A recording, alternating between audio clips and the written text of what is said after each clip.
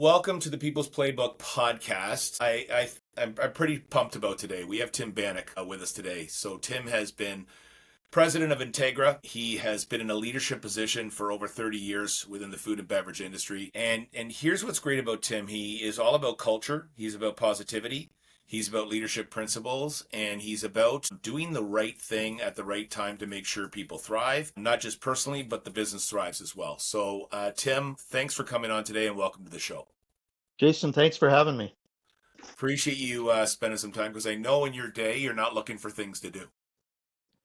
No, I tend to have a lot of those. Tim, let's get right into it. So, looking back at your career, you've been with several companies, obviously Integra, you've been with PepsiCo, but in all your companies, you've been in a kind of a leadership position, whether it was a lower leadership position or a higher leadership position. You've been able to lead people through change and just many different times. If I had to ask you how your leadership style has changed or evolved through such diverse different industries, how did that happen? I think one of my principles, so this hasn't changed, is, being honest and acting with a high degree of integrity. I've always tried to do that. But I think what's progressed for me as a leader is number one, self-awareness. Who am I as a person, and being genuine to who I am and how I show up every day. And also probably being a little more patient. I've had the opportunity to use predictive index, and I'm a venturer. Yeah, So I'm a very much so. self-starter, I'm self-motivated, I'm very goal-oriented. And, in when I was younger, many, many years ago, I was all about act now, do it today, get results, a Pepsiism. Yeah, And, sometimes there was bodies lying all over when I walked through or engaged with people because I didn't have that patience, or quite frankly, um, the self-awareness that many times I wasn't bringing people along with me. what do you mean by that? What do you mean you weren't bringing people along with you? Well, as a venture, end goal is where I'm going for. Yeah, And I'm going to go there. I know how to get there already. So if people didn't get it really quickly, I left them behind. yeah, So I think my leadership style, the biggest thing is patience, and that probably comes with maturity and doing the right things in terms of mentoring and developing. I recently, a couple years ago, I started something that a lot of my counterparts in the U.S. thought, my God, that's crazy. But I started having coffee with Tim sessions with my entire organization, wow, regardless of where you were in the organization. We schedule two coffees with Tim. We have another thing internally about that, but another name for me, which I've given myself. But anyways, it's a 30-minute session where we talk about their families. We talk about, from their perspective, what's working well, and it could be in the area that they're currently working in, and then more broadly across Integra Canada. What do you think is working well? And then conversely, the other question I ask is where do we need to focus on to be better?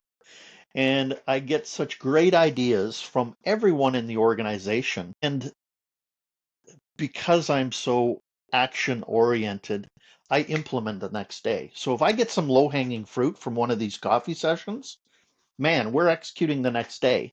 And wow, what that has done is the team feels valued, heard, and seen. yeah. And I think that has really been important in my development as a leader. It's been a fun ride, and the more I engage with people, actually the more rewarding it is. Isn't it amazing that the best ideas for companies come from within? Right? Always. We pay consultants, we bring extra vendors in, we do, but if you actually just listen to the people that work for you, that are in the weeds with you, that are getting dirty with you, how they can just say, hey, you know what? If we just did this simple thing, life would be better. Yeah. and And and it doesn't have to be ginormous. It's just no, one little tweak, and it yeah, has significant impact on your organization. yeah. and if you promote that culture where, everyone is sharing ideas, so that's why I want to execute the next day on some of these things. It just builds momentum and it snowballs Yeah. because people put their hand up going, "Hey, that was my idea. That's awesome." Yeah, and they feel they that you heard them.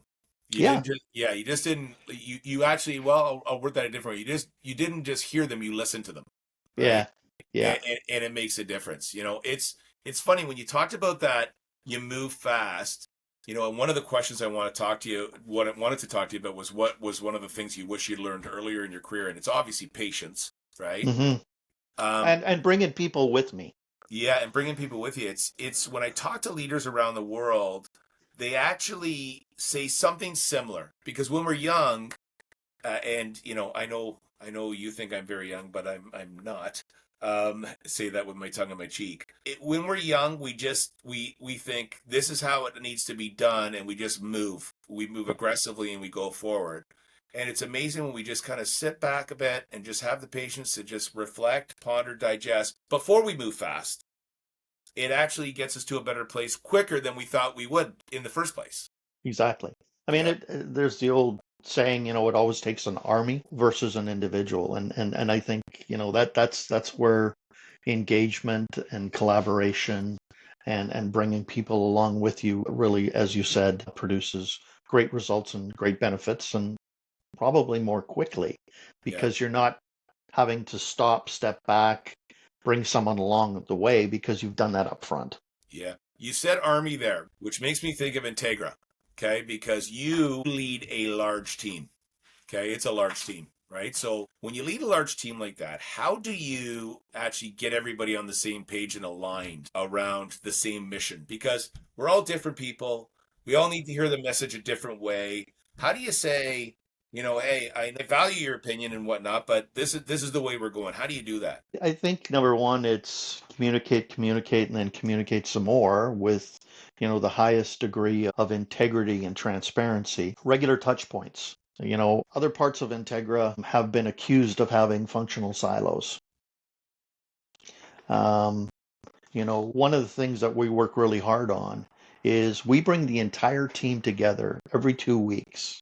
The entire team. And we talk for an hour and a half about what's going on, what we're working on. And there was some other empathetic leadership that I've taken through Mentally Fit.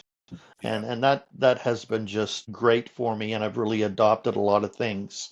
But one of the things that we've implemented based on my training with Alain, is tops and flops. So we start this meeting with the entire team on the meeting with who wants to share their tops, their wins, and who wants to share their flops. that's great. And and it took a while to build some momentum. And I was sharing a lot of my flops Yeah, because I wanted to make sure that people knew that this was a safe space. And the whole objective of this is how do we learn from each other? And it has gone over incredibly well. I love that tops and flops. I might steal that from you, Tim. I love that. How did you create that safe room where people said, "Hey, you know what? I'm going to be vulnerable here and tell you I tried something, it didn't work, or it was my idea and it was a flop." How did you create that safe room?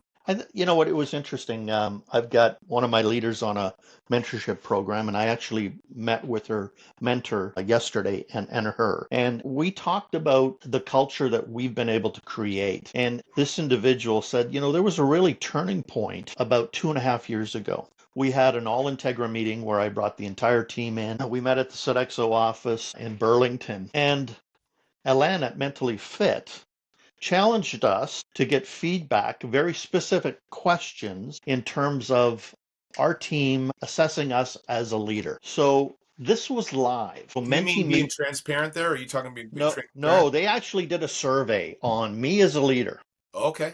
Okay. and we did it live. So there was a bunch of questions, and the results were instantaneous. So number one, I was scared as hell because this is how I started the meeting. Yeah. So I'm thinking, okay, I love that. I'm you've got to be a big enough guy that if they all think you're crap, you need to save the next 2 days of meetings. And so that was probably the scariest thing I've ever done, getting feedback live from my entire team. Now, luckily, they thought I was a pretty good leader. That's great. What, that vulnerability, I think as a leader, you need to be vulnerable. Yeah. And like, I got emotional. Yeah. Like it was hard. I mean, um, cowboys don't cry Yeah. kind of thing. And like, I went, holy crap, I'm undressed in front of everyone here. And, Yeah. and it was probably the most rewarding thing I've ever done. But my team saw that I was vulnerable. And since then, I mean, we talk about anything now. Yeah. But if the leader's not prepared to do that, then the rest of the team won't. Yeah. You've created a really strong locker room there, right? We And have. when you create that locker room, that's in my, and you and I have had discussions in the past. That's my room with my team where I just say, "Hey, this is our room, this is our space, and we're allowed to be real and genuine with each other." Right? And it's your family away from your family. Well, we have two families. We have our family and we have our work family. Sure we And do. and many times we spend as much time or more with our work family. So, you definitely want a culture that, number one, that you like being in. And I think the important thing is when you identify an individual that doesn't fit the culture, Yeah. you owe it to the rest of the team to deal Yeah. with that situation. Yeah. Especially if you're spending a lot of time with that person. Because if that person is for some reason taking up your time because performance isn't there or they're just not being accountable to the organization, their division, their team, your team notices. I'm a big believer that when you're spending all that time with the person that's not performing, they're like, "Hey, I am performing and I want some of your time, right? And I deserve some of your time." So at times, as leaders, it's very lonely and sometimes we have to make some tough decisions, right? Yeah, absolutely. Yeah. Tim, what is, if you look at all the leadership habits you've developed, and you just have a bookload and a toolbox full of them, but can you pick one small leadership habit that's made the biggest impact on your teams? I think always being available. My wife hates me for this, but we'll take holidays, and I've got my phone on all the time, Yeah, and I don't put out of the office on ever, and it's because I have an obligation and a commitment to my clients and my team to be there when they need me. yeah, So, they know that they can pick up the phone at any time. I mean, I've had situations where people are going through difficult personal issues, and I get a call Saturday evening. I take that call every time yeah, because if they feel comfortable enough to call me on a Saturday evening with the problem, I know they need help. yeah, So, yeah, accessibility. And when I'm committed to my team, I mean, and I think everyone knows that now. yeah. And I think that has really driven our culture. You just said that. How rewarding is that when you get a call from a client or a team member that says, "Hey, I need you," Yeah, and I'm coming to you, right? There's other people that person could go to for sure, but they've yeah, chosen to, get their phone out and say, "You know what? I need somebody right now. I'm going to call Tim." And they probably had a moment where they thought, "It's Saturday night. He's probably sitting down either watching the hockey game or doing something." You know what I mean? yeah, Like, yeah, what was this going to come across? But when you answer that phone, they probably feel, you know what, that was the right move. yeah. And I'm blessed to be able to give back that way because it's more than the numbers. Yeah, It's as Mentally Fit says, there's the mind, the heart, and the body. Mind is the numbers, it's the rationale, it's our mission. Body is the doing. But how do you touch the heart in terms of driving passion and pride in what we do every day? yeah. You sometimes, one of my great leaders that I had said there's two things he said to me. One was they don't always remember what people don't always remember what you said, but they remember how you made them feel. That's one, right? And he also said you'll always remember the best boss you had, and you'll always remember the worst boss you had. Yeah, absolutely. And isn't that true? Because we can all think of a great leader we've had, and we just think, "Wow, like I need to contact her. I need to get in touch with her."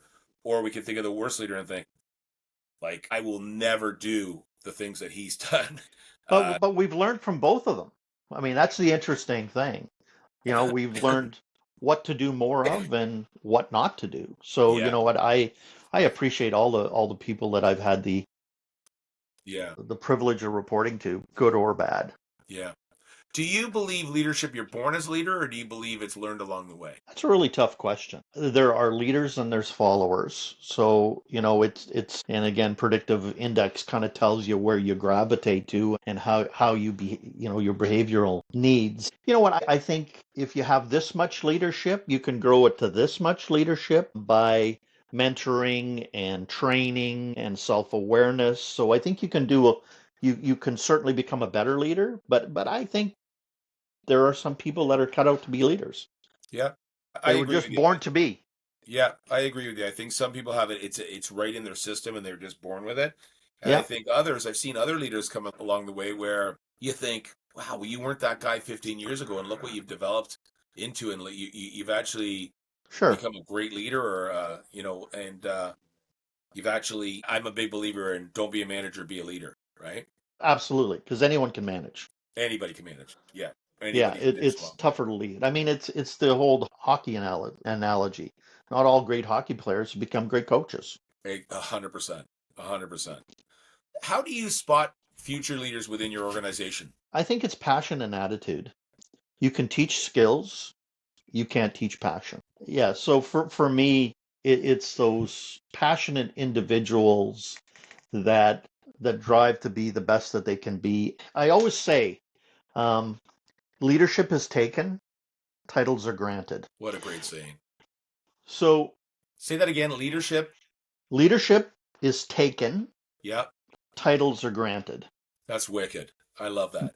Because, you can be in the middle of an organization, but the way you show up every day, the way you engage with your colleagues and engage upwardly with leaders, quite frankly, you could be the guy or girl that's actually has more influence on the organization Yeah, than the guy that's president, CEO, etc. So I look at people in terms of, especially internally, who are the people that always step up? Who are the people that help others? Who are the people that the rest of the team naturally follows? Because if you look, you can see it. yeah, yeah. It's as leaders, we're on stage every day. We are. Actually, I'll even preface because you're on stage all the time. Somebody's always watching. Mm-hmm. Right? They're seeing did Tim roll his eyes when I said that? Did he Yeah. cross his arms? Does he believe in what that person just said? Because I'm going to be looking at Tim because he's my leader right now. Yeah, exactly. And that's something that I've had to learn because, you need a poker face a lot of times, Sure you do. Sure you you do. know, Yeah. and it could be not the best idea, but don't roll your eyes, as you said. Yeah. The fact that someone's taken the courage to bring up the idea, let's build on that. Hey, love that. How about if we tweak it and we add this, that, and the other thing? Yeah. It's still their idea, but the team has now developed it to something that potentially is executable and hopefully better. Yeah. Yeah. Again, listening to understand, right? Tim, let's talk about your market for a second. It's been, there has been many times throughout history that your market and your sector has had some really difficult times along the way, right? And when we're managing people through difficult times, how do you just how do you keep morale and motivation high when there is tough market position conditions sometimes? How do you keep that morale and everybody kind of saying, okay, we're going to be okay. Let's just keep trudging forward right now. I think it comes down to doing the right things. Yeah, So I'm going to use COVID as an example. huge. We sucked during COVID. Yeah, As our clients are shutting down, our revenues shrivel up to nothing. yeah, And the financial thing to do would have been to lay off my team, yeah, but that was not the right thing to do. So what we did is we said, guys and girls, we need to take this opportunity to look internally. We need to say, let's invest in the organization. Let's look at all of our processes and procedures. Let's revamp because we've got this time to look internally at ourselves, and let's come out the other end well prepared for recovery and be in a better spot than when we went into it. And that's what we did. Yeah. And I mean, we looked at everything, like every word that is in any document, we looked at it. Is it the right word? Are we sending the right message? Are we talking our customers' language? Do we have too many internal jargon crap in our documentation? And many times it was. So we just pulled everything apart and put it back together, and it worked out tremendously. Were there times, Tim, where you were in that locker room and you kind of went to the manager's office within the locker room and you just kind of closed the door and thought, "Oh my Lord, what am I going to do? Like, what the heck are we going to do here?" Right? Absolutely. Yeah. Yeah. Absolutely. I mean, because no one knew in that, COVID situation, what was number one, when it was going to end, Yeah. and what was going to look like Yeah. And it was when it, fluid. Every day was different. yeah, we're open, we're closed, yeah, it was crazy. Yeah. And I bet you, and I'm sure you heard, but I bet your team just thought, "Wow, thanks for keeping me around during that time." Yeah, it absolutely was very much appreciated, without a doubt. And I think we're way better off because of the decisions we made at that time. And it was all about having a long-term objective of growth. It was like we need to do the right things today to ensure that in 5 and 10 and 15 years from now, we're on the right trajectory. Yeah. COVID was, I think it tested leadership principles to the max in every sector, in every industry, specifically though your industry. Like that, you're right. It was a confusing message every single day. Yeah. Like every day you were thinking, can I do that or can't I do that? And Or every province was different. yeah. Yeah. And you're a national Yeah, and we're in organization. every province, so it was like, yeah, I mean, tariffs are the same. I mean, tariffs are a more recent Yeah. situation that we've gone through. Yeah. It's the uncertainty. You know, Yeah. one thing is said, but when you dig into it, it's really not that at all. Yeah. Yeah. Unreal. If you look at your business as a whole, you're a very cost-driven business, right? That's kind of what you guys are experts on, right? How do you encourage innovation in your industry and your sector based on being so cost-driven? How do you switch that's a completely different part of the mind, right? So how do you kind of play with both sides of the brain there? So you're innovative, but at the same time you're still focusing on the cost. Yeah, for me, innovation is really there's innovation driven by our supply partners and having great relationships with our suppliers, encouraging them to bring innovation to us so that we can help make those innovations successful by getting them out to our client base. So that's the one piece, and that's the easy one.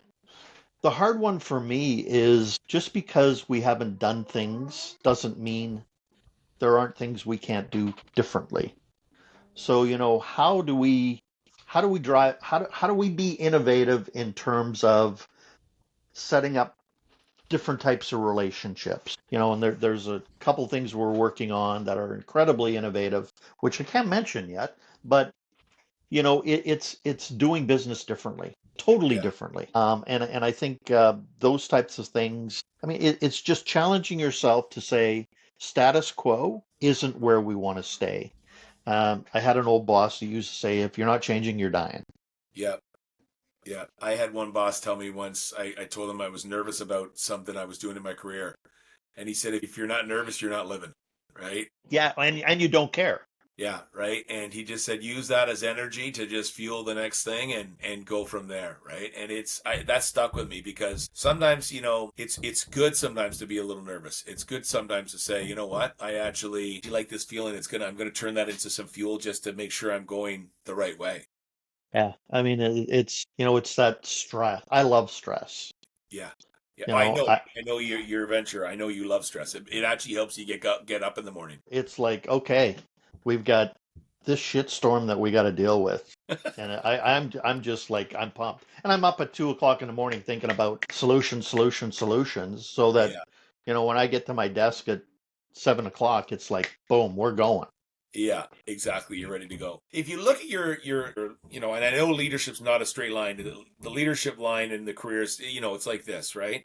But Yeah. if you look at your whole leadership line and you can think of, hey, what's one decision that I made being Tim that completely changed the trajectory of my team and, the people I was working with? What was that? Just in terms of the decision I made, Yeah. is like all good leaders, you surround yourself with great people. And the decision that I made a number of years ago is, I mean, because the leadership team has changed pretty substantially. We've added some external people, brought some external people in as leaders in the organization, but it's a very diverse background. And I think so for me it was that realization that my team would be better with diversity, and because everyone's going to have a different perspective on things, Yes. and Yes. and as we collaborate, you take all of those different perspectives, you throw them on the wall, and quite frankly, you discuss all of them, Yeah. because hell, I don't have any of the answers. With those open, honest discussions in terms of, here's our objective, how do we get there? And all that diverse experience and background. Hey, it could be work wise or culture. If you sit and listen, you usually end up in a better spot than you would on your own. Always on a better spot than you would on your own. So Yeah. for me, it was developing a very diverse team. I mean, with Sodexo, I mean, DEI is a big thing. Women in leadership's a big thing. Um, and yeah, I support it wholeheartedly because I see how it works. Yeah, we make better. It's proven when we're a diverse team and we have many different people at the table, we make better decisions, We do. right? Because the way I think about something might not be the way you think about something. That doesn't mean I'm right or wrong. It doesn't mean you're right or wrong. But we're going to come up with something, Right. right? And we're going to move forward with something. And it might be completely different than I thought, but because I've been able to get your opinion and the way you think your brain thinks about things than mine, we'll get to a better decision as opposed to the leaders that hire everybody like themselves. And it doesn't work, right? It's probably the safest thing you can do because you'll never argue about anything. But That's great. it's interesting. Our global CEO started with us 6 years ago, and we've developed a great, not only working relationship but friendship. And one of the things, and we thought he was all crazy, is this idea of candor and aggressively challenging people. And it was weird to start with, but now, he's created that space where people can say, I think you're full of crap, Yeah. and here's why, Yeah. and have a great discussion around it and land in a better place Yeah. is what diversity also brings. Yeah. So, it's easy. I spent 20 years at Pepsi. Let's just hire all Pepsi guys. Now, I do have 3 other Pepsi guys on the team, but it's balanced with a whole bunch of other Sure. people as well. And each of the individuals that I've brought on that I knew from Pepsi also have a set of other experiences that they bring along as well. So For sure. For sure. It's yeah, you definitely don't want people like, number one, there's a lot of days I can't stand being me. So if I had a whole team of me, that would be horrible. great. I've got two things to ask you because I know your time's valuable and I appreciate everything you've given us, but I do have two more questions for you, right? So, leading many teams, right? What is the best kind of team building moment that you've experienced in your career where you said, hey, I wasn't expecting that, but it happened along the way? And if you could share that with the audience, that'd be fantastic. And then I got one last question to wrap it up after that. I think one of the well, it was probably one of the most eye-opening team building exercises that I've ever been involved with is we did a race car driving school. Oh, wow. And we were on a half-mile oval track, and it was all the senior leaders of this organization that'll remain unnamed. Yeah. And these cars they're governed. They did about 120 miles an hour. Miles. Miles an hour. Yeah. And I can remember the instructor saying, if there's one thing I can teach you before we get out there is head for the grass to save your ass. So that means on a banked oval, everything is left turn. And if you get in trouble, left turn hard and hold on. Yeah. Head for the grass because you don't want to go shooting off over the Whoa. bank. Yeah. Yeah. So it was really interesting. I mean, number one, it was exhilarating and the team came together. But kind of an added bonus for me is, everything was really controlled to start with. And then at the end, the guy says, okay, um, who wants to go all out at 120 miles an hour? And there was only two of 10, myself, Well, I knew it was going to be. I knew you were going to say you wanted to do it. Okay. myself, and another great member of my team, Peter, who you know well. Yeah. We were the only two guys that said we're in. Did you drive it or did somebody drive No, for you? no, I drove. We drove. We were each in cars, and we had the pace car, and his pace car was set up to go a little faster than us. But we were doing 120 miles an hour on a half mile oval. Was everything in your body just like, what the heck am I doing right now? I'm a speed freak. I like risk. Yeah. Yeah. You know, for me it was exhilarating. Yeah. Wow. But it was interesting that Peter and I were the only, two of 10 that put up our hands. And, and again, I think it has to do with me being a venturer and a risk taker. Yeah. And I didn't know I was a venturer at the time, obviously, because I Yeah. didn't do predictive index. But yeah, it really, number one, it was a great team building exercise. And then I really found out a lot about the other people on the team. Wow. Wow. Wow. Wow. I love that. And then my last question, Tim, because you've been so generous with your time today, is if you, and when you think of all the upcoming leaders that are coming up, if you had to actually say, hey, here's one piece of advice I can give you in your new leadership role in building culture, what would that piece of advice be? Don't be afraid to be vulnerable. Your people need to know that, it's the old adage about treat others as you would like to be treated, but let them know that you're a person. Yeah. Because a lot of times, you're making all those hard financial and business decisions, and people don't think of you as a person. And I think the best piece of advice is be vulnerable. Let your people know that you care, that they're valued, seen, and heard. And I think it pays such dividends. And I wish I would have figured that out 25 years ago. Way sooner. Yeah. It's amazing when you actually think back to how you were and, you know, being vulnerable. And you said something earlier in the chat too, is like when you got emotional, when you got that leadership assessment done on you and Yeah, whatnot, that just shows that you're a human being, yeah, right? yeah. And And you that come that across much more human then. be human, be Be human. human.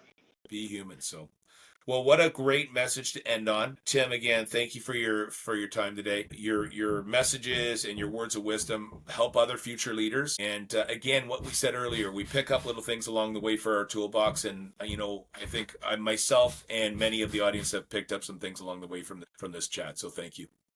Well, you're welcome. It was a pleasure to be here. If you loved that session and that conversation as much as I did, would love to have you join our People Playbook community in the link below.